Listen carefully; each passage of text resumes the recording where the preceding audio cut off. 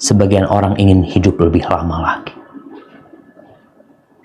Tapi ketentuan ilahi pasti datang. Itu yang kadang-kala kita lupa.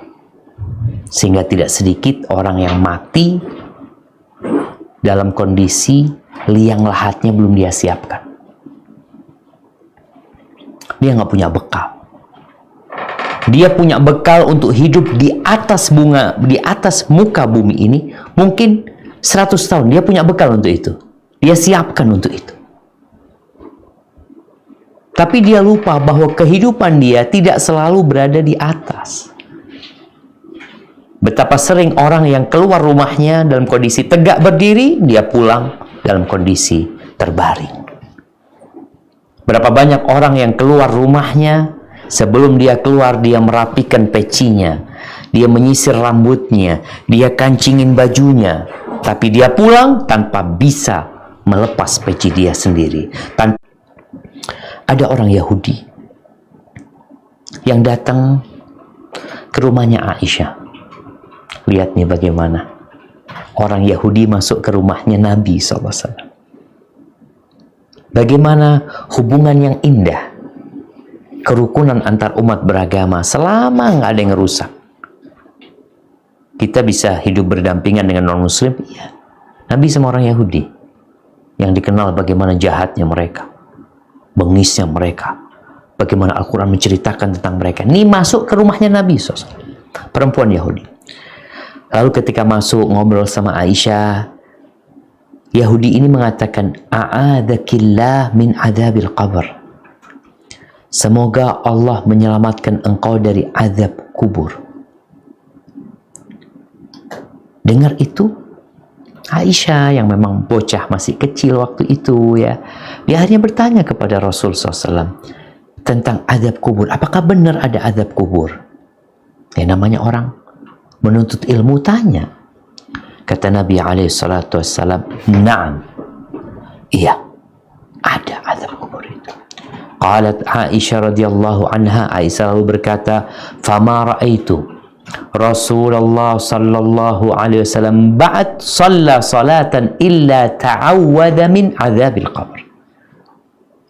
Setelah itu aku tidak pernah mendapati Rasulullah sallallahu alaihi wasallam salat melainkan beliau berlindung dari azab kubur. Tiap salat. Doa yang biasa kita baca. Wa mimman hawlakum minal a'rab munafiqun wa min ahlil madinati maradu 'alan nifaq la ta'lamuhum nahnu na'lamuhum sanu'adzibuhum marrataini thumma yuradduna ila 'adzabin 'adzim.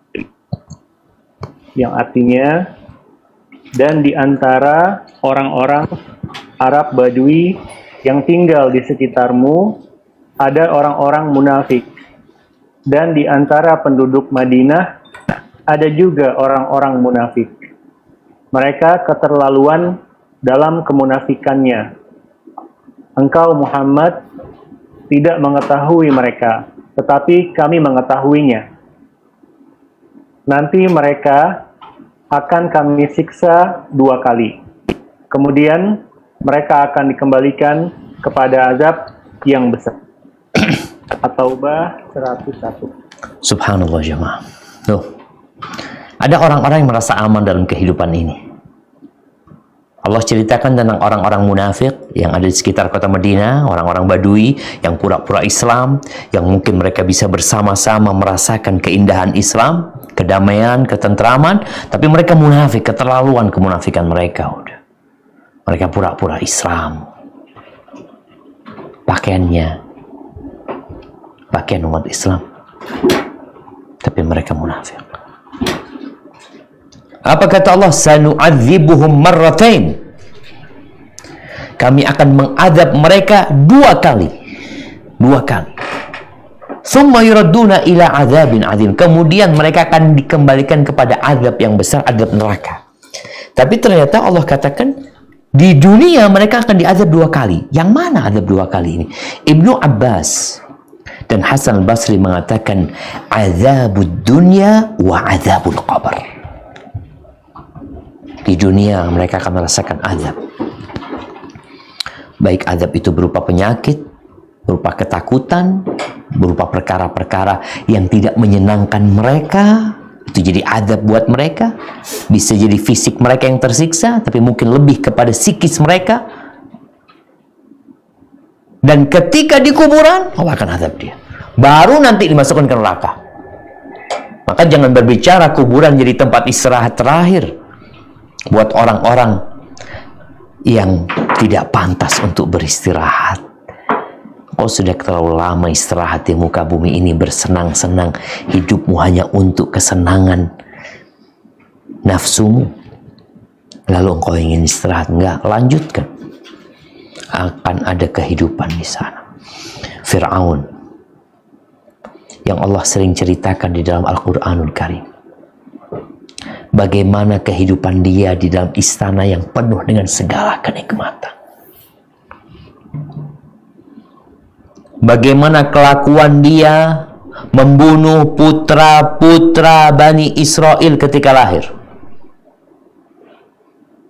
Bagaimana Fir'aun memperbudak wanita-wanitanya, menindas mereka.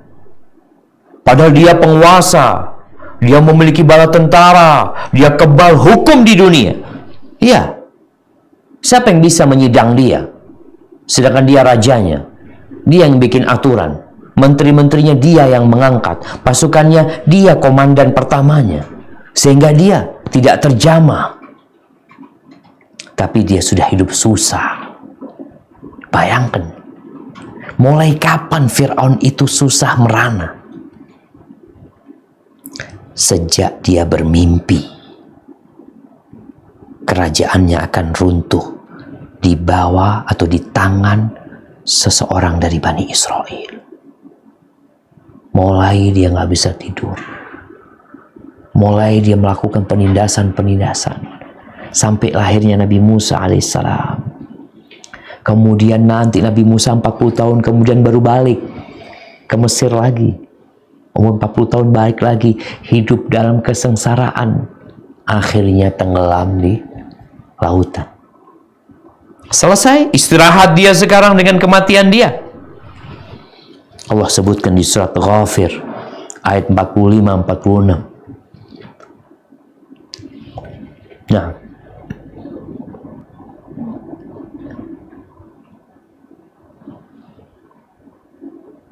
A'udzu billahi minasy syaithanir rajim. فَوَقَاهُ اللَّهُ سَيِّئَاتِ مَا مَكَرُوا وَحَاقَ بِآلِ فِرْعَوْنَ سُوءُ الْعَذَابِ النَّارُ يُعْرَضُونَ عَلَيْهَا غُدُوًّا وَعَشِيًّا وَيَوْمَ تَقُومُ السَّاعَةُ أدخلوا آل فرعون أشد العذاب. Yang artinya, maka Allah memeliharanya dari kejahatan tipu daya mereka. Sedangkan Fir'aun beserta kaumnya dikepung oleh azab yang sangat buruk. Kepada mereka diperlihatkan neraka pada pagi dan petang, dan pada hari terjadinya kiamat. Lalu kepada malaikat diperintahkan, masukkanlah Fir'aun dan kaumnya ke dalam azab yang sangat. Tubuh dia yang tidur di sebelahnya tidak merasakannya. Kalau itu dalam kehidupan dunia, ada banyak hal yang kita tidak merasakannya. Bukan berarti tidak ada, tapi karena keterbatasan kita. Ahibati fillah, Rasulullah SAW menceritakan tentang dahsyatnya alam kubur ini. Karena beliau melihat dan kita tidak melihat. Ditampakkan kepada beliau dan kita tidak tahu. Namun beliau menceritakannya kepada kita. Beliau mengatakan alaihi salatu wassalam, "Ma ra'aitu manwaran qat illa wal qabru afdha minhu." Rawahu Tirmidzi. Aku tidak melihat sebuah pemandangan yang lebih buruk, yang lebih menyeramkan dari kuburan. Nggak ada. Beliau melihat banyak pemandangan, banyak peristiwa-peristiwa, tapi nggak ada yang lebih menakutkan daripada kuburan. Gimana tidak menakutkan? Antum sendirian di sana jamaah. Siapa yang dampingin antum? Siapa? Kita nih kalau lagi sakit, Masya Allah. Kalau lagi sakit nih, dokter datang, dokter ngobatin, keluarganya nemenin, Masya Allah. Kita melihat hal itu. Sakit parah pun datang keluar. Mungkin sekarang COVID aja. Mereka tidak dapat mendampingi. Tapi biasanya Masya Allah. Ketika sakit di rumah, anak cucunya perhatian. Allahu Akbar. Tapi ketika di kuburan, nggak ada.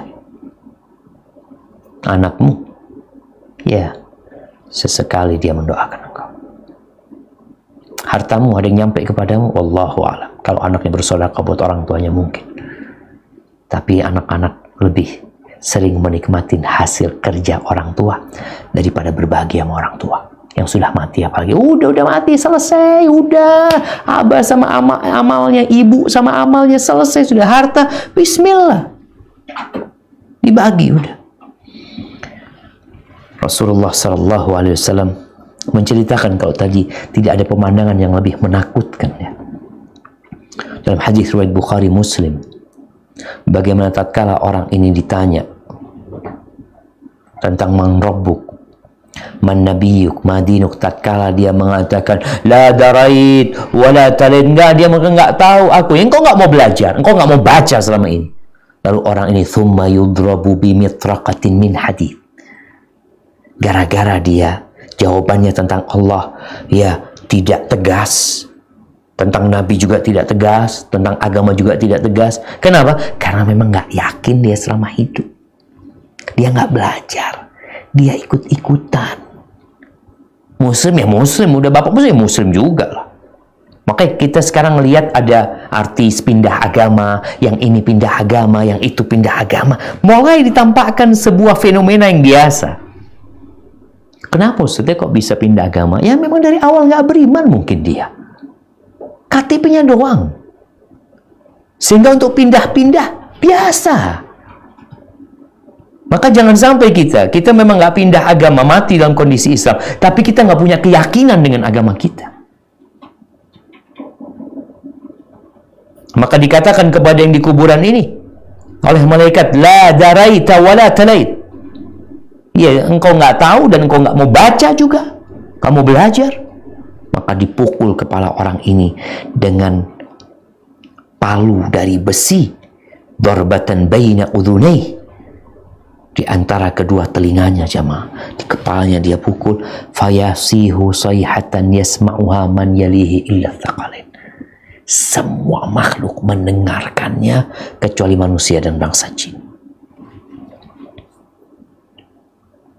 Lalu kita nggak mau persiapan untuk yang cuma 1 kali 2 meter. Antum persiapan untuk punya rumah yang lebih luas lagi, lebih bagus lagi, lebih indah lagi. Tapi yang itu antum tidak persiapkan. Rasulullah SAW dalam hadis riwayat Ibnu Abbas radhiyallahu anhuma, marran nabiyyu alaihi salatu wassalam ala qabrain. Pernah Rasulullah SAW melewati 2 kuburan. Lalu beliau mengatakan, innahuma la yu'adzaban. Kuburan orang Islam, bukan kuburan orang kafir. Beliau mengatakan kepada para sahabatnya, ini 2 orang yang di kuburan ini sedang disiksa. Wa ma yu'adzabani min kabir. Sebenarnya mereka disiksa bukan karena perkara yang besar ya. Bukan dosa yang sulit untuk dihindarin. Tsumma qala bala, ya, tapi besar dosa itu sebenarnya, cuma orang nggak merasa. Kadang-kadang melakukan dosa, dia merasa biasa-biasa aja. Itu yang terjadi dengan kita, sehingga kita meremehkan sebuah dosa.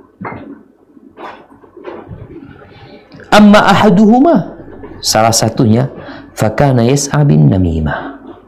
Salah satunya itu kerjanya mindah omongan orang. Ngadu domba. Comot sana, sampaikan sana. Ambil sana, sebarkan sana.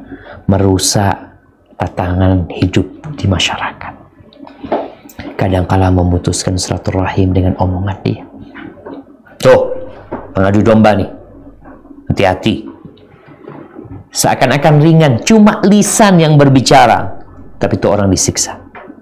Bukan karena dosa zina, bukan karena dia merampok, bukan dia membegal, dia cuma mindah omongan orang. Gimana dengan dosa-dosa yang lainnya? Ini yang pertama. Wa amma ahaduhuma, yang satunya lagi, fakana la yastartir min baulihi. Satunya lagi nggak perhatian sama air kencingnya, nggak menjaga kesuciannya, kencing semau dia, nyiprat sana nyiprat sini, kena celananya, kena kakinya, sholat. Na'udzubillahi min dzalik. Hati-hati. Cuma kayak gitu diazab. Naam. Muslim tuh bersih. Subhanallah, kalau bicara Muslim hidup bersih, sekarang cuci tangan ya setiap saat. Dari dulu orang Islam itu sebelum ada COVID-19, paling tidak cuci tangan itu 3 kali 5. Kalau dia wudhu cuci tangan sunnah kan 3 kali. Sebelum dia wudhu dia cuci tangan dulu, kemudian dia baru basuh tangannya. Dari dulu umat Islam itu bersih. Maka kita harus tunjukkan, ingat Muslim di Indonesia ini 229 juta. Tambah lagi yang lahir hari ini berapa tuh? Tunjukkan kita itu umat yang bersih. Kita warnai negeri kita dengan warna-warna indah Islam. Kenapa? Yang namanya mayoritas. Apalagi kita tahu Indonesia demokrasi. Ikut suara terbanyak. Mana suara 87,2 Muslim di Indonesia? 87,2% Muslim di Indonesia. Kemana suara mereka? Kau seharusnya menebarkan yang indah nih. Kalau bicara kencing aja diatur sama Islam.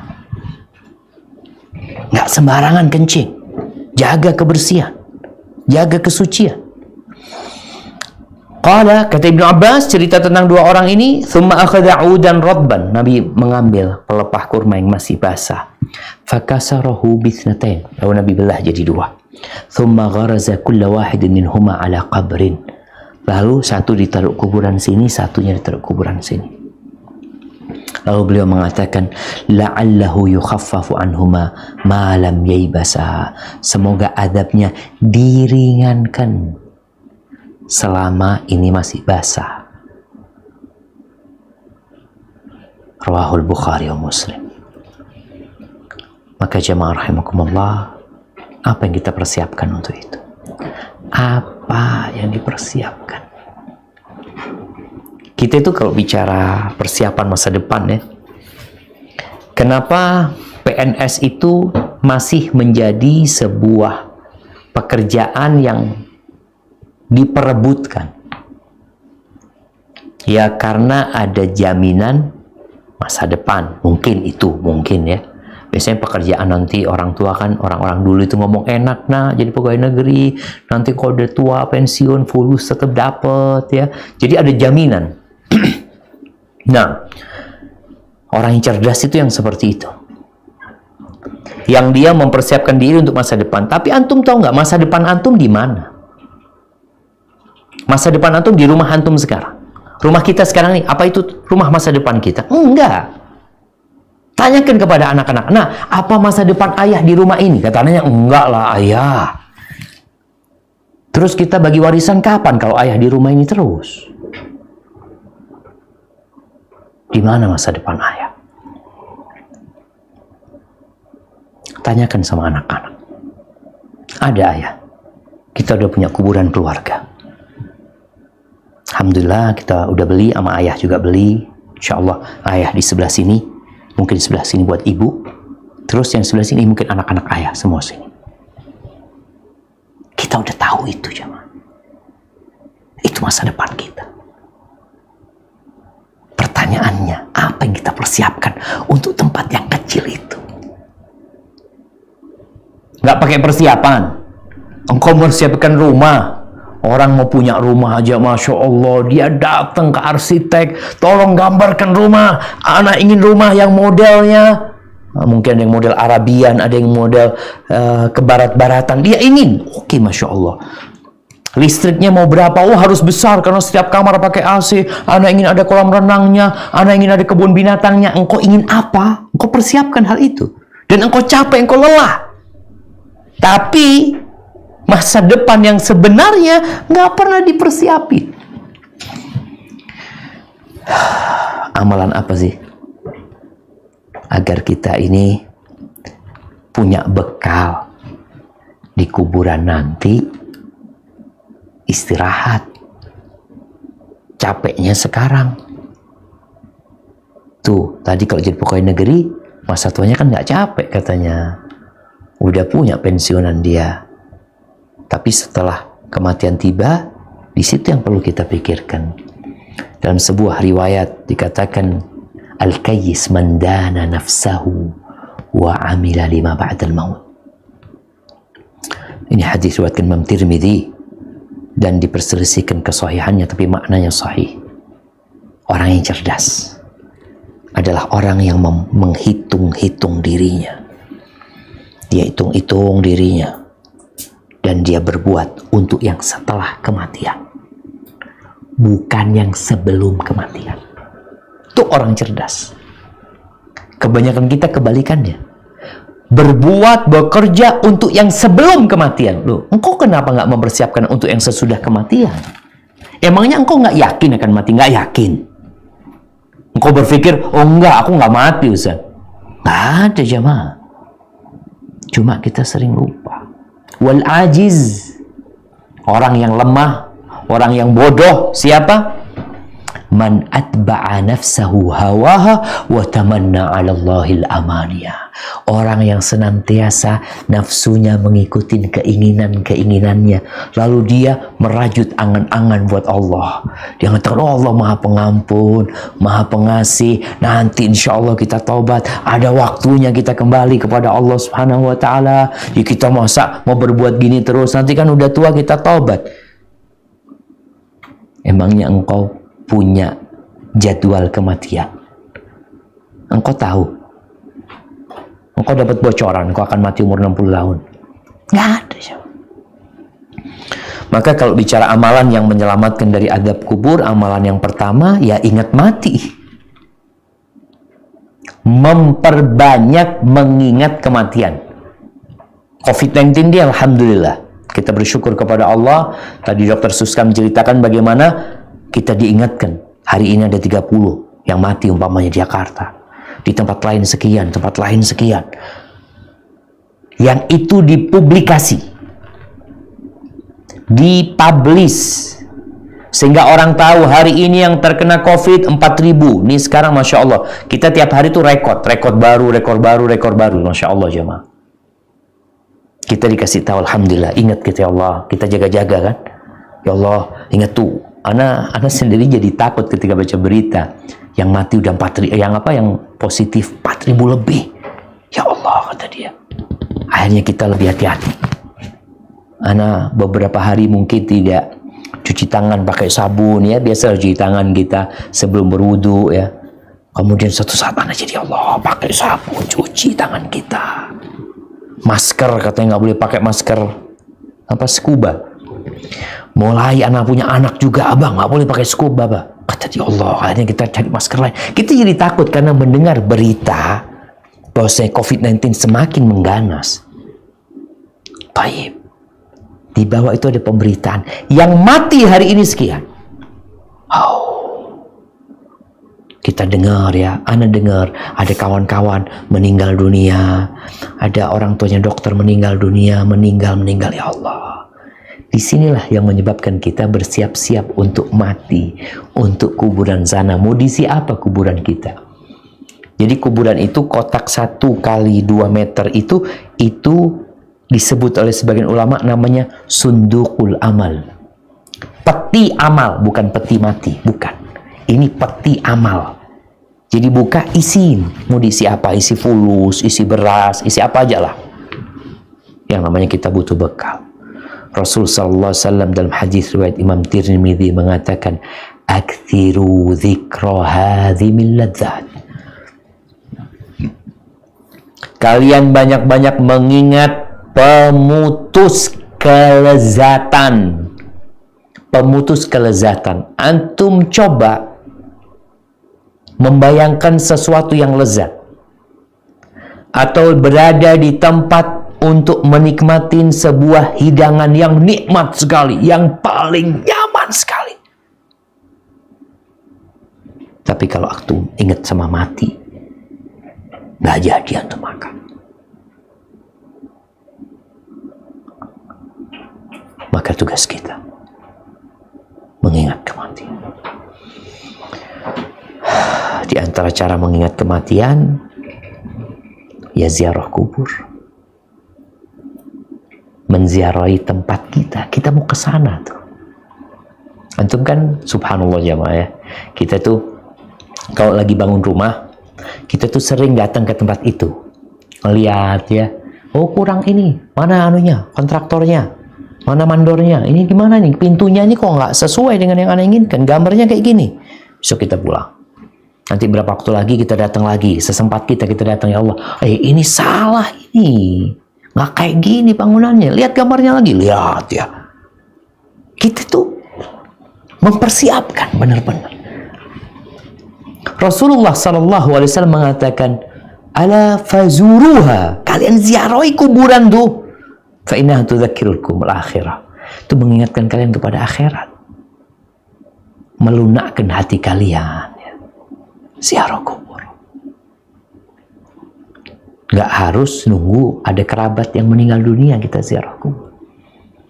Nggak harus ke kuburan keluarga juga, enggak.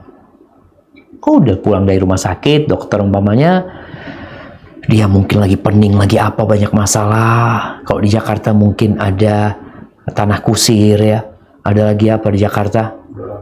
Hah? Ada kuburan-kuburan sana, udah berhentiin mobilnya, berangkat ke sana. Assalamualaikum ya ahlat diyar minal mu'minin wal muslimin. Inna insyaallah bikum lalahiqun. Sampaikan salam kepada mereka. Katakan, aku akan bergabung sama kalian. Aku akan bergabung. Itu doanya jemaah. Inna insyaallah bikum lalahiqun. Kami insyaallah akan bergabung sama kalian. Bayangkan antum mengatakan itu kepada mereka yang mati di sana. Sebagai bentuk antum sedang mempersiapkan diri. Kemudian yang kedua, istiqomah. Kita ini udah beriman, udah beramal soleh, jaga. Karena orang-orang yang istiqomah itu ada janji dari Allah, Allah akan memberikan kabar gembira buat mereka. Coba dibuka firman Allah di surat Fussilat ayat 30-32. Ayat 30 surat Fussilat ayat 30-32.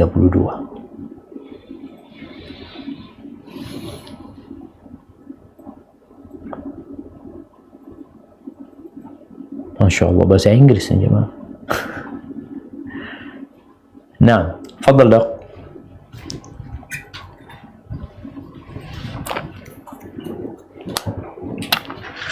Belum.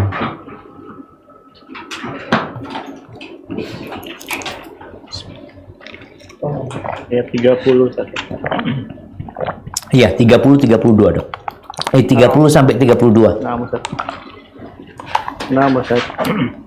A'udzu billahi minasy syaithanir rajim. Innal ladzina qalu rabbuna Allahu thumma istaqamu tatanazzalu alaihimul malaikatu alla takhafu wa la tahzanu wa abshiru bil jannah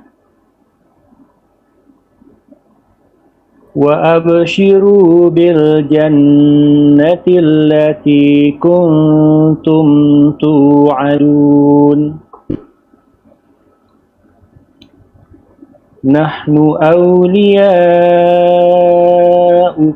fil hayatid dunya wa fil akhirah walakum fiha ma tashtahi anfusukum walakum fiha ma tad'un. Nuzulam min ghafurir rahim, yang artinya sesungguhnya orang-orang yang berkata Tuhan kami adalah Allah, kemudian mereka meneguhkan pendirian mereka, maka malaikat-malaikat akan turun kepada mereka dengan berkata, janganlah kamu merasa takut dan janganlah kamu bersedih hati, dan bergembiralah kamu dengan memperoleh surga yang telah dijanjikan kepadamu.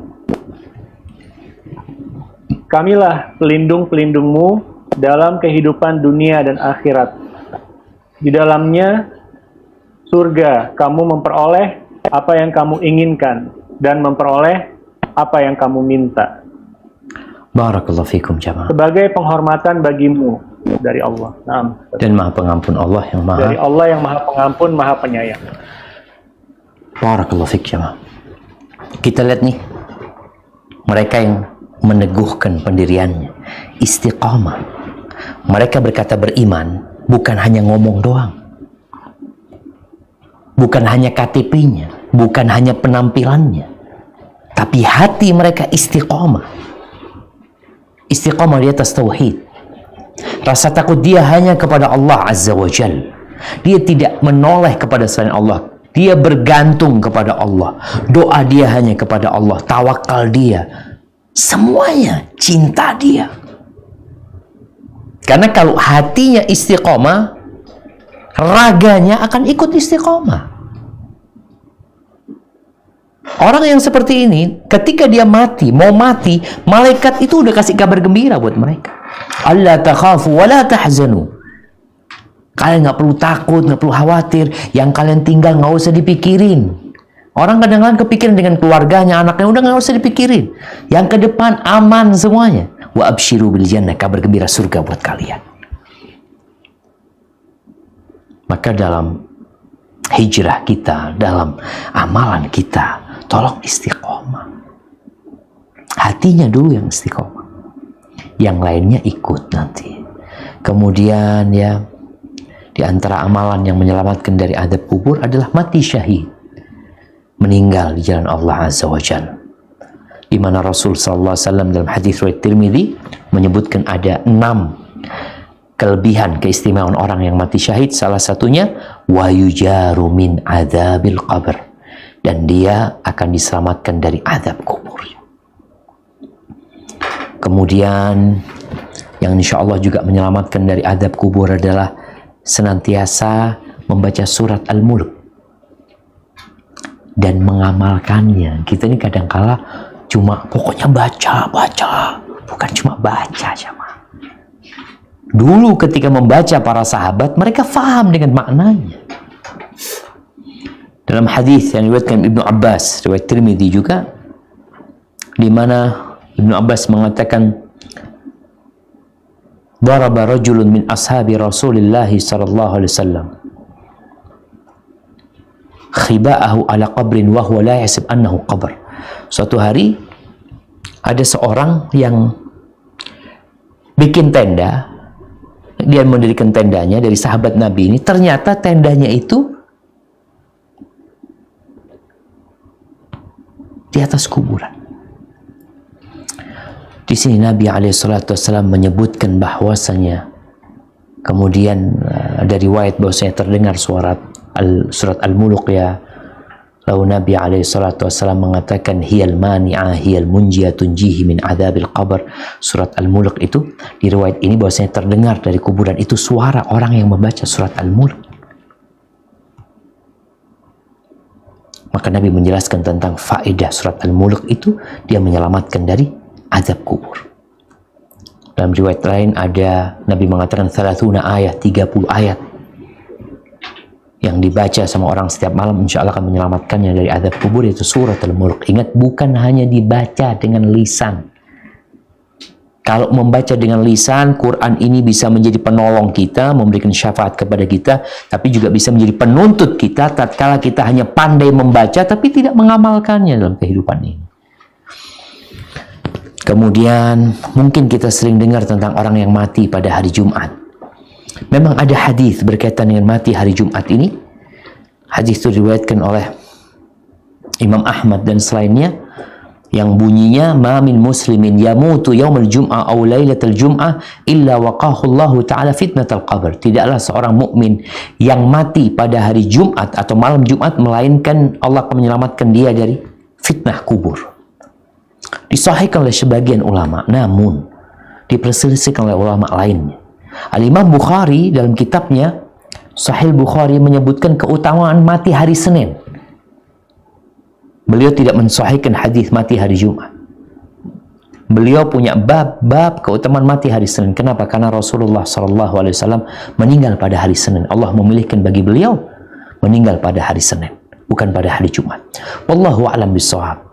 Yang jelas kita berusaha mati dengan amal soleh. Karena jangan mati hari Jumat, mati dia lagi berzina, mati dalam kondisi berbuat kemaksiatan. Karena bicara hari itu, kita nggak bisa menentukan kita mati hari apa. Itu sudah ditentukan oleh Allah Azza wa Jalla. Tapi amal, kita memang disuruh beramal, jamaah. Maka beramal solehlah sepanjang waktu. Semoga Allah menyelamatkan kita dari azab kubur dan kita mati husnul khatimah. Hadza wallahu a'lam bishawab. Itu mungkin yang bisa Anda sampaikan pada kesempatan kali ini. Mungkin kita masuk ke sesi tanya jawab. Anda kembalikan ke Dr. Rian. Tafadhol, Dok. Dr. Rian. Nah, barakallahu fiik, jazakallahu khair Ustaz Syafiq atas paparannya mengenai tadi azab kubur, kemudian nikmat kubur, dan amalan-amalan apa yang bisa kita kerjakan untuk mempersiapkan kehidupan kubur kita. Baik, kita masuk ke sesi soal jawab, Ustaz. Ini karena audiensnya banyak sekali, Ustaz, lebih dari 400 di Zoom, maka pertanyaan yang masuk juga banyak. Namun Anda pilihkan beberapa pertanyaan yang sesuai dengan topik dulu ya, Ustadz. Ini ada 2 pertanyaan yang mungkin bisa Anda gabung. Assalamualaikum, Ustadz. Waalaikumsalam warahmatullahi wabarakatuh. Yang pertama, apa alam barzah dan alam kubur berbeda? Barakallahu fikum. Lalu yang kedua, Nah, apa perbedaan azab kubur dan fitnah kubur? Nah, Ustadz, iya. akan dijawab. Barakallahu fikum. Nah, jamaah. Ya, kita sering mendengar istilah azab kubur atau alam kubur. Disinilah akhirnya orang berpikir, gimana kalau orang itu nggak dikubur, mati nggak dikubur, seperti yang dimumikan, umpamanya seperti tadi yang kita bicarakan, dimakan oleh binatang buas, dimakan oleh ikan gitu, atau dilemparkan ke lautan sehingga dia nggak ada kuburannya. Apakah berarti dia tidak diazab? Jadi azab kubur itu atau alam kubur itu sebagai bentuk istilah umum karena memang kebanyakan orang dikubur. Tapi sebenarnya alam itu adalah alam barzakh. Allah mengatakan wa min waraihim barzakhun ila yaumi yub'atsun. Di belakang mereka itu ada dinding sampai hari kebangkitan. Artinya dia nggak bisa balik kepada kehidupan dunia. Dia berada di alam penantian. Jadi alam transit mungkin bahasanya untuk menuju ke akhirat. Tapi berapa tahun? bisa ribuan tahun di sana. Itu berkaitan dengan barzakh dan kubur. Jadi ketika orang itu nggak dikubur, bukan berarti dia tidak merasakan nikmat. Jadi semuanya berada di alam setelah kematian ini, yaitu alam barzakh. Adapun pertanyaan yang kedua berkaitan dengan azab kubur dan fitnah kubur. Para ulama menjelaskan bahwasanya fitnah kubur itu bisa bermakna pertanyaan-pertanyaan di kuburan. Ketika orang itu, Nabi SAW mengatakan, innakum tuftanuna fi kuburikum. Kalian difitnah di kuburan kalian. Di antara maknanya adalah pertanyaan-pertanyaan yang ditanyakan di kuburan itu. Tentang man rabbuk, man nabiyuk, madinuk. Juga bisa bermakna, ya setelah dia gagal menjawab, akan ada azab buat dia nantinya. Seperti dalam hadis yang tadi dibacakan, bagaimana orang itu ketika gagal menjawab pertanyaan, lalu dia mendapatkan azab. Jadi fitnah dan azab ini bisa menjadi satu rangkaian buat orang-orang yang meninggal dunia. Hadza wallahu a'lam bishawab. Nah, Ustaz, alhamdulillah jawabannya rasa cukup jelas untuk penanya. Yang kedua, Ustaz, mungkin Anda sampaikan dua pertanyaan yang sudah ada di chat. Yang pertama, Ustadz, apakah kita dapat mendoakan orang tua yang non-muslim agar beliau dibebaskan dari siksa kubur? Apakah doa kita ini diterima untuk orang tua yang sudah meninggal dan non-muslim? Pertanyaan kedua, Ustadz, mohon dapat disampaikan lagi bagaimana kubur yang sesuai dengan tuntunan Quran dan Sunnah. Bolehkah memasang hanya marmer di bagian kepala dan rumput di kuburan tersebut? Fadhol, Ustaz. nah, barakallahu fikum. Jamaah rahimakumullah, berkaitan dengan orang tua yang meninggal dalam kondisi kafir. Udah selesai urusannya memang. Jadi memang orang mukmin itu nggak boleh yang yastaghfiru lilladzina kafaru walau kanu uli qurba. Allah melarang mereka untuk memohonkan ampun buat orang-orang kafir walaupun mereka kerabat. Nah, Allah Subhanahu wa taala sebutkan di surat, biar ana, nah, walau kanu uli qurba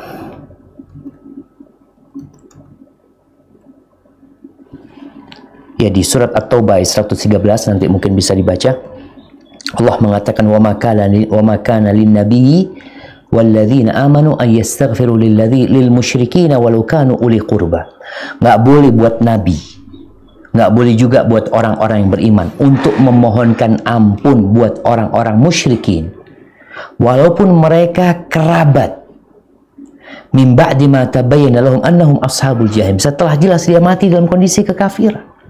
Tapi dia ayah ana, Ustaz, dia papa ana, dia keluarga ana, dia ibu ana. Nah, kita hidup di muka bumi ini ikut aturan Allah Azza wa Jalla. Allah telah memberikan kesempatan yang sama buat setiap insan. Sama. Kalau mungkin sebagian berpikir, orang tua ana nggak kenal Islam waktu itu, Ustaz. Dia nggak tahu, ya udah urusannya sama Allah Subhanahu wa taala nanti. Ketika dia mati dalam kondisi musyrik, maka kita nggak bisa mendoakan mereka. Barakallahu fikum. Ya kita sedih. Siapa yang nggak sedih?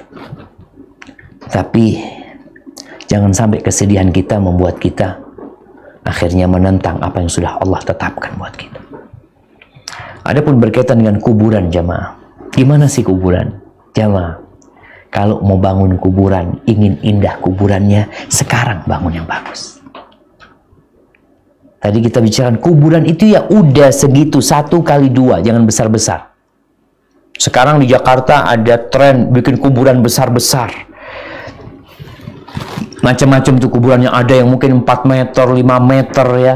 Anda melihat di kampung Anda ini ada kuburan orang-orang non-muslim, besar-besar kuburannya. Kita kok mau nyontoh mereka? Bikin kuburan, gimana kuburan? Ya sudah, yang penting kuburan itu ada tandanya. Ada tandanya. Kuburan itu ada tandanya, ada batu nisannya, baik itu batu berkaitan dengan apakah boleh memberikan nama di kuburan itu, sekedar nama agar supaya dikenal. Sebagian ulama melarang dan sebagian mengatakan ya makruh, ya nggak sampai ke haram ya. Tapi kalau memang hanya dengan itu diketahui, tafadhol. Cuma sekedar nama aja. Apakah boleh dikasih marmer? Sayang marmernya, taruh di masjid marmernya untuk rumah Allah SWT. Karena yang diperlukan bapak kita, ibu kita itu di dalam kuburannya, bukan di atas kuburannya. Dia tidak merasakan apa-apa ketika dibangun di atasnya, dikasih payung ya, mungkin dikasih kipas angin, sama sekali. Karena sudah putus amalan dia. Maka bagaimana sekarang kita kalau bisa bersedekah buat orang-orang yang meninggal dunia, silahkan. Jadi kuburan itu tanah, dikasih batu nisan, berkaitan dengan nama tadi anu disampaikan, hukum khilaf di antara ulama, tapi untuk dibangun macam-macam nggak perlu. Mau dikasih rumput, kenapa? Engkau ingin jadi indah dia. Baik, rumputnya taruh di halaman masjid, sehingga rumput itu akan dirasakan buat yang di dalam kuburan. Kalau yang ditaruh rumput di atas kuburan, yang merasakan rumput itu siapa? Ana sama antum kalau ziarah. Kita yang merasakan, bukan yang di dalam kuburan, jamaah. Sedangkan yang diperlukan dia itu adalah amal soleh sekarang. Maka lihat kuburan Rasul SAW ya. Bagaimana kuburan para sahabat Nabi. Kalau kita ke Baqi, ya seperti itu, biasa-biasa aja. Kadang-kadang kita ngeliat, Ustaz, di sana ada yang bagus banget, Ustaz. Anak ini punya duit, Ustaz. Anak ingin orang tua anak senang, bahagia. Anak ingin menghormati orang tua anak. Buat apa duit anak? Ya, letakkan di masjid. Sedekahkan atas nama orang tua. Dia akan merasakan hal itu insya Allah. Hadza wallahu a'lam bishawab.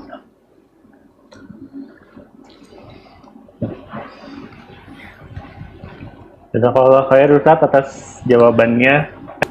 Ini masih saya lanjutkan pertanyaannya Ustaz. Ya. Terkait dengan siksa kubur Ustaz. Jadi ada dua pertanyaan. Yang pertanyaan, afwan Ustaz, Ana ingin bertanya, apakah kita bisa mendapatkan nikmat kubur tanpa mendapatkan azab kubur? Lalu pertanyaan kedua yang serupa Ustadz, apakah azab alam barzah akan meringankan hisab di padang mahsyar? Masya Allah. Ya jemaah. Ya kalau bicara kubur nih, ada hal-hal yang tidak bisa dihindari. Yang namanya dhammatul qabr, himpitan kuburan. Semuanya harus merasakan. Makanya Rasul SAW mengatakan, kalau ada orang yang selamat dari himpitan kubur itu, pasti Sa'ad bin Mu'ad akan selamat. Sa'ad bin Mu'ad ini sahabat Nabi radhiyallahu anhu yang ketika dia meninggal dunia, belum di kuburan, ketika dia meninggal dunia, arsy Allah itu bergetar dari solehnya hamba Allah ini. Tapi ketika dia di kuburan, dia terhimpit sama kuburan. Maka tidak ada seorang pun yang selamat dari himpitan kuburan. Dan himpitan kuburan itu untuk memulai nikmat atau azab Allah. Karena orang biasanya ketika dihimpit lalu diluaskan, dia akan merasakan nikmat, ya Allah nikmatnya. Dia akan bersyukur kepada Allah Azza wa Jalla. Jadi kalau himpitan kubur itu semuanya akan merasakannya.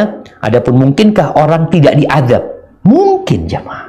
Seperti tadi yang kita bacakan firman Allah Subhanahu wa taala, bagaimana orang-orang yang istiqamah dikatakan kepada mereka, alla takhafu wa la tahzanu, kalian enggak usah takut, enggak usah khawatir, kasih kabar gembira dengan surga Allah Subhanahu wa taala. Cerita Nabi juga alaihi salatu wassalam bagaimana ketika orang itu sudah selesai dari ujian, dari fitnah kubur, dari pertanyaan itu, lalu akan datang kepada dia seorang dengan wajah yang menyenangkan ya. Kemudian kuburannya itu diluaskan sepanjang mata memandang, lalu dibukakan jendela atau pintu ke surga, datang tuh aroma surga, nikmatnya surga. Kemudian ketika orang yang tadi wajahnya menyenangkan datang, ditanya, engkau siapa? Kata dia, aku amal solehmu, kata dia, yang akan mendampingi dia. Lalu dia kepingin kiamat itu terjadi. Ada yang seperti itu. Jadi memang alam kubur itu tadi alam amalan, sudah jamaah, sesuai dengan amalan kita. Adapun pertanyaan yang kedua berkaitan dengan, kok lupa dok? Apa pertanyaan kedua? Dan yang kedua, Ustaz, pertanyaan yang kedua, apakah azab kubur dapat meringankan hisab di padang mahsyar? Subhanallah jemaah. Iya jemaah. Subhanallah, kita tahu bahwasanya ada sistem penghitungan. Allah telah membuat sistem bagaimana menghitung amal hamba, bagaimana memberikan hukuman kepada mereka. Di antaranya Rasul sallallahu alaihi wasallam mengatakan, "Ma yusibul mu'min min nasabin wala wasabin wala saqamin hatta al-hamma yahammuhu hatta syauka yushakuha illa kaffarallahu bihi sayyiatihi." Tidaklah seorang mukmin yang sakit, yang gundah, yang capek, yang dia kena duri, mungkin dokter kena jarum atau kena pisau, apalah kadangkala dia terkena sesuatu yang menyakitkan dia, melainkan itu akan menjadi penghapusan dosa dia, menghapuskan, mengurangi dosa-dosa dia. Begitu pula dengan musibah-musibah yang menimpa kita di muka bumi, itu menjadi penghapusan dosa-dosa kita. Mobil kita yang hilang, atau anak kita yang meninggal dunia, apalah. Begitu pula tatkala masuk dalam alam kubur. Ketika di situ ada siksa seperti tadi, orang yang karena nggak jaga kencing dia, seperti itu, dia disiksa. Apakah dapat mengurangi? Nah, bisa jadi ketika dia di padang mahsyar, udah selesai dia itu. Allah tuh maha adil jamaah. Allah nggak menzalimin hambanya. Sehingga tatkala orang itu sudah mendapatkan siksanya, nggak mungkin Allah siksa lagi dia jamaah. Kecuali siksanya belum selesai. Seperti orang munafik, Allah katakan siksanya itu di dunia, di kuburan, nanti di neraka. Allah sudah jelaskan. Berarti memang siksa yang di dunia belum menyelesaikan. Artinya kadar dosa dia, kalau kita lihat dia vonis di dunia ini, kadang-kala orang divonis 12 tahun sesuai dengan dosa dia. Kadang-kala ada dosa dia yang lainnya itu divonis 18 tahun sampai dia menyelesaikan. Ketika sudah selesai, maka dia tidak akan disiksa. Bisa jadi meringankan, bahkan bisa jadi dosa dia sudah selesai balasannya ketika di alam kubur. Hadza wallahu a'lam bissawab. Nah, Ustaz, penjelasannya. Berikutnya ini terkait pertanyaan mengenai orang tua yang sudah meninggal, Ustaz. Jadi ada dua pertanyaan. Ya. Yang pertama, Assalamualaikum Ustaz. Waalaikumsalam warahmatullahi wabarakatuh. Amalan apa saja yang dilakukan anak agar amalannya tersebut juga bisa dirasakan oleh orang tua yang telah meninggal? Lalu pertanyaan kedua mirip Ustadz. Ustadz, katanya istighfar anak untuk orang tua yang sudah meninggal akan sampai. Istighfar seperti apa Ustadz? Jazakallah khair. Masya Allah, barakallahu fikum. Nah, jamaah, berbakti sama orang tua setelah meninggal itu bentuk kebaktian yang paling ikhlas. Kenapa? Kalau ketika orang tua kita hidup, kita tuh kadang-kadang nggak enak sama orang tua. Kita berbakti, kita kadang-kala merasa, ya sebenarnya anak sih suruh mudik umpamanya, aduh males sebenarnya, cuma gimana orang tua yang minta. Kadang-kala ada perasaan nggak nyaman, tapi setelah meninggal dunia, orang tuamu udah nggak ada. Kembali kepada ketulusanmu. Dan pada waktu itu orang tua sangat perlu sama anaknya. Terus amalan apa saja yang bisa untuk orang tua kita? Ya kalau bicara anak kepingin beramal, yang orang tua otomatis dapat. Setiap nasihat orang tuamu, setiap petunjuk orang tuamu kepada kebaikan, amalkan. Orang tua akan terus dapat.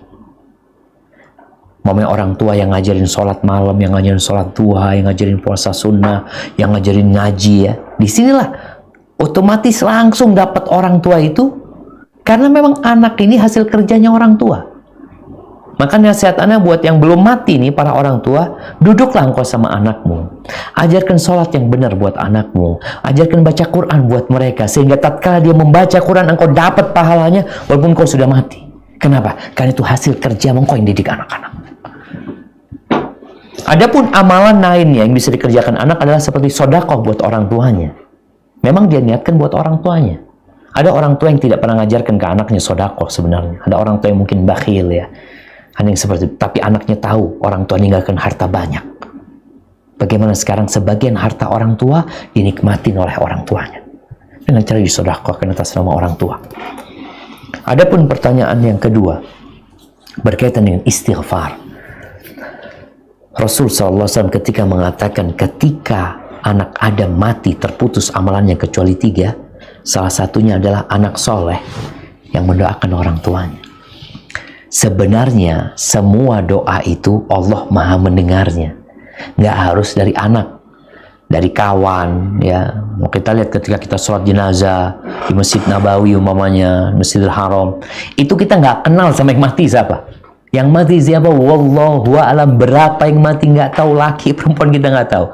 Tapi kita berdoa mengatakan Allahumma ighfir lahum warhamhum wa'afihim wa'fu anhum. Didengar tidak sama Allah? Didengar sama Allah SWT. Apalagi kalau dari anak. Makanya dalam sebuah riwayat disebutkan tentang seorang yang dikasih tempat yang tinggi di surga, lalu orang ini nggak kebayang gitu loh. Orang itu tahu dengan perbuatan dia. Maka tatkala dia mendapatkan sesuatu yang lebih, dia bingung. Anna lihada, gimana ya Allah aku dapat ini? Fayuqalu lahu bistighfari waladika laka. Itu karena istighfar anakmu buat engkau. Maka buat anak nih, usahakan kalau engkau istighfar buat dirimu, masukkan orang tuamu. Kita kan mau istighfar buat diri sendiri, astagfirullah, astagfirullah ya, Rabbighfirli wa tub alayya. Tapi ketika engkau istighfar, engkau juga baca Rabbighfirli wali walidayya warhamhuma kama rabbayani shaghira. Hadza wallahu a'lam bissawab. Nah, Ustaz, sudah jelas penjelasan dari Ustaz untuk menanya ini. Lanjut ya Ustaz ya. Nah, ini terkait dengan hutang Ustaz. Jadi beberapa pertanyaan terkait dengan dengan hutang. Ada 2. Yang pertama, Assalamualaikum Ustaz. Waalaikumsalam warahmatullahi wabarakatuh. Bagaimana kondisi mayat yang hutangnya belum terbayar karena daftar hutang yang tidak lengkap? Kemudian pertanyaan kedua Ustadz, apabila orang yang meninggal dan meninggalkan hutang, tapi keluarganya tidak mau membayar, dosanya ke yang sudah meninggal atau ke keluarganya? Nah, barakallahu fiik. Iya jemaah, berkaitan dengan hutang ini, ingat orang yang mati syahid, yang tadi dia termasuk yang diselamatkan dari azab kubur, yang akan diampuni dosanya dari awal tetesan darah, yang akan diperkenakan bagi ruhnya untuk masuk ke surga Allah Subhanahu wa ta'ala, untuk berada di rongga burung-burung hijau yang berterbangan di surga semau dia. Kemudian mereka istirahat di bawah gantungan-gantungan yang berada di arsy Allah, di bawah arsy Allah Subhanahu wa ta'ala. Kalau dia punya hutang, tertahan dia jemaah. Illa dain. Para ulama menjelaskan utang ini juga yang berkaitan dengan urusan manusia lainnya. Itu akan menahan dia. Sehingga bagaimana kondisi dia? Ya dia akan tertahan. Seharusnya dia mendapatkan nikmat karena amalan soleh dia, gara-gara hutang dia tertahan. Tertahan untuk merasakan nikmat tersebut sampai utangnya dibayar. Terus bagaimana kalau ternyata dia nggak bisa bayar hutang? Ya tergantung kondisi dia. Allah itu maha pengasih dan maha pengampun. Tapi kalau ternyata dia memang orang yang meremehkan hutang, yang memang niat gak mau bayar hutang, yang hutangnya bukan untuk kebutuhan yang mendesak, hanya untuk bersenang-senang, selesai dia akan dihisap dengan hutang tersebut. Kalau catatannya tadi memang gak lengkap, kenapa tidak dicatat lengkap? Ini buat para orang tua, kalau engkau punya utang, tolong catat. Urusannya bukan urusan engkau sama anakmu, urusannya antara engkau dengan malaikat nanti di kuburan dan dengan kondisi dirimu. Catat.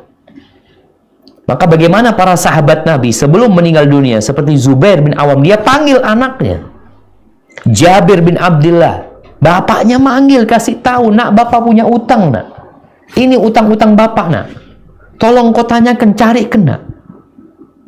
Karena kadang kalau udah mati nggak diurusin sama anaknya. Maka engkau urusi dirimu sendiri. Dengan cara mencatat, kalau bisa ke notaris atau kemana, catat. Sekecil apapun utangmu, dicatat. Sehingga ketika engkau meninggal dunia, kau serahkan kepada anakmu.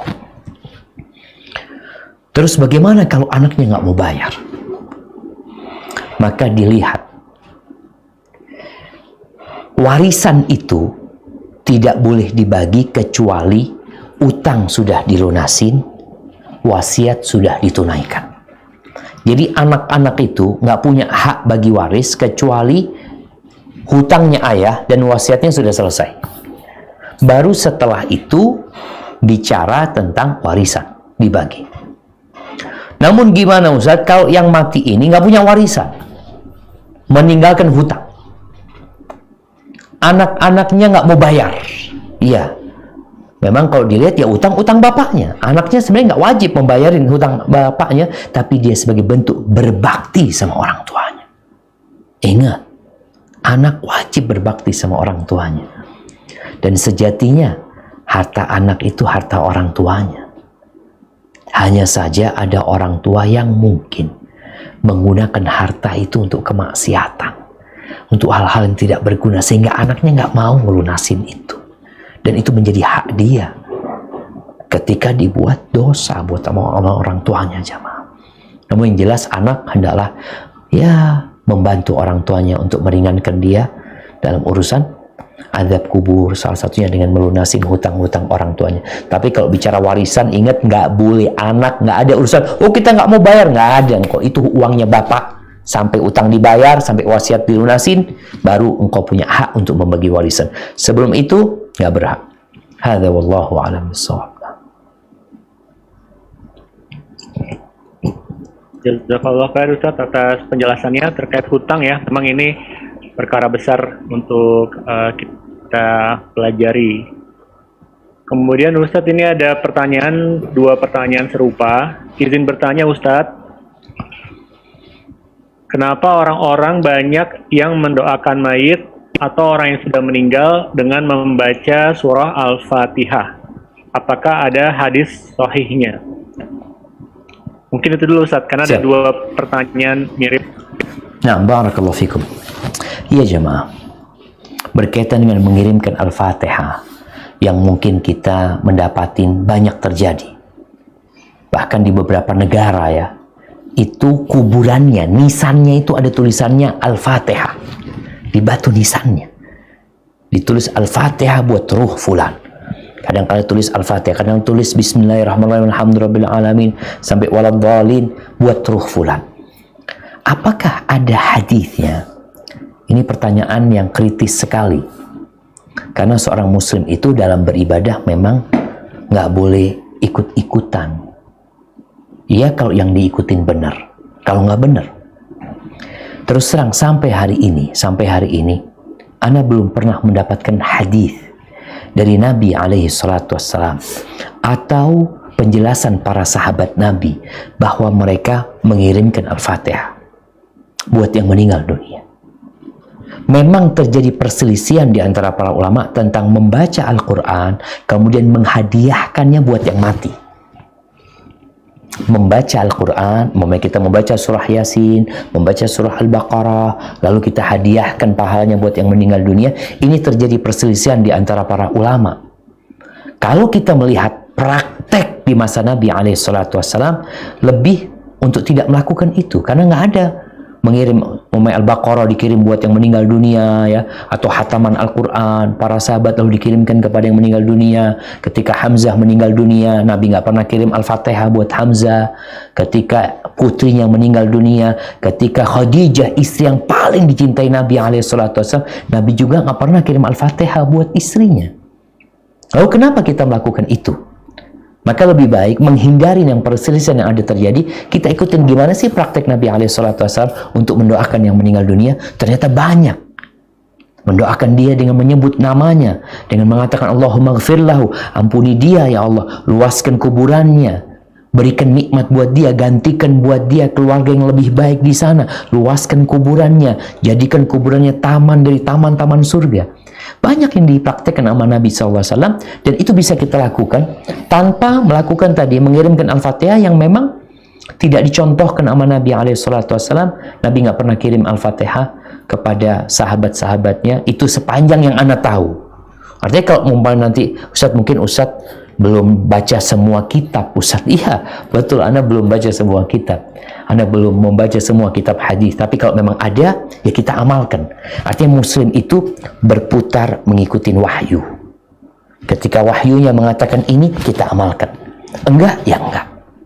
Jadi sekarang Anda mengatakan tidak, Anda tidak mengirim Al-Fatihah buat keluarga Anda yang meninggal dunia. Enggak. Tapi kalau nanti ada yang menjelaskan, Ustadz, ini loh hadisnya Ustadz nggak baca, ternyata hadisnya sahih, ya mau tidak mau, Anda harus merubah pendapat Anda.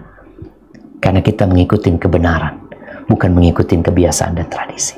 Tapi sepanjang yang Anda tahu sampai hari ini, memang tidak ada praktek dari Nabi SAW dan para sahabatnya untuk mengirimkan Al-Fatihah kepada sahabat-sahabat yang meninggal dunia, istri-istri mereka yang meninggal dunia. Wallahu a'lam bishawab. Nah,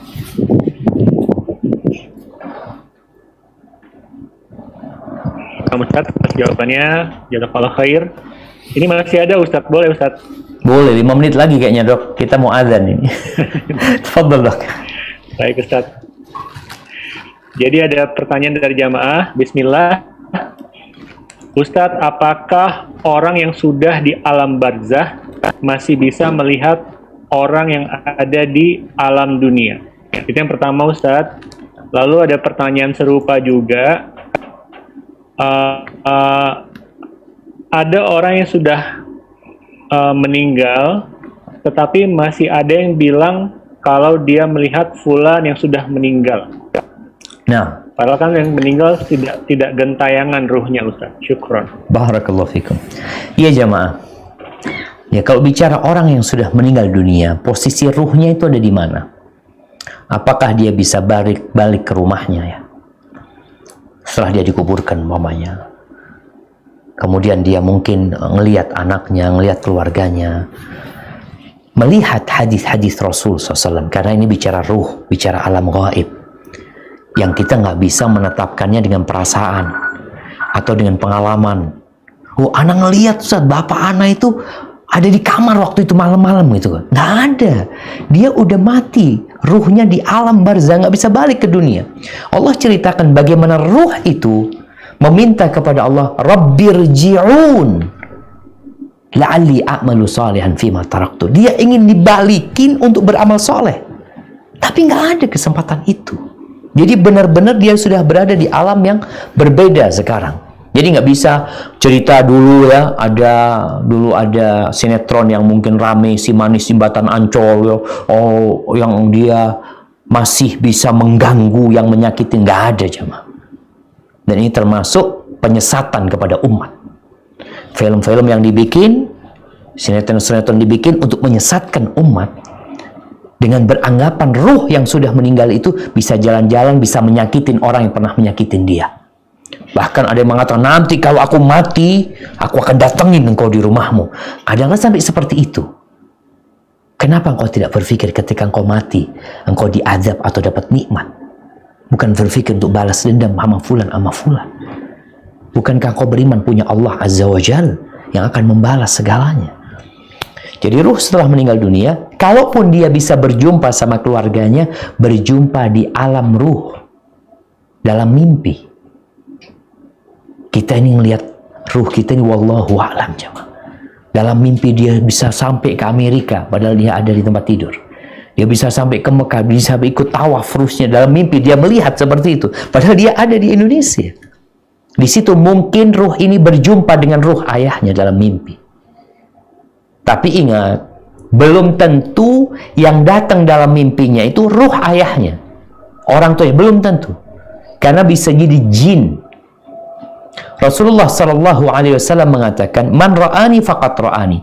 Barang siapa yang dalam mimpinya melihat aku, yakni melihat Nabi SAW dengan sifatnya, dengan rupanya, seperti yang disebutkan dalam hadis, faqat ra'ani, maka yang dia mimpikan itu adalah aku. Jadi yang dia lihat itu adalah Nabi Muhammad SAW. Kenapa? Fa inna syaitana la yatamatsalu bi. Syaitan itu nggak bisa menyerupai wajah Nabi SAW. Tapi kalau menyerupai wajah orang tua kita bisa, wajah keluarga kita bisa. Jadi ketika kita bermimpi melihat orang tua kita, dalam tidur kita, belum tentu itu orang tua kita. Tapi kalau dalam alam nyata, nggak mungkin. Itu adalah jin. Yang memang jin itu bisa menyerupai binatang, menyerupai orang. Jin itu bisa melakukan itu. Kemudian kalau kita datang ke kuburan, orang yang meninggal dunia, ada sebuah hadis yang disahihkan oleh banyak ulama, bahwasanya ketika kita ziarah kubur, kemudian kuburan yang kita ziarah adalah orang yang kita kenal di dunia, kemudian kita mengucapkan salam kepada dia, dia merasakan keberadaan kita, dan dia menjawab, tapi kita tidak mendengarkannya. Maka kenapa dianjurkan untuk ziarah kubur? Hadza wallahu a'lam bissawab.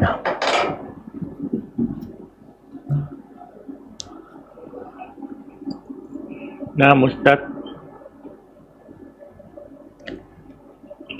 masih bisa lagi Ustaz? Kayaknya pertanyaan terakhir, Dok. Nah, Siap, Dok. Fadhal, Dok. Udah lewat 5 menit dari siap. Siap. Jadi ada satu pertanyaan dari jamaah Ustaz. Ustaz, amalan apa? Yang ini kebalikan nih. Kalau tadi kan anak kepada orang tua yang sudah meninggal.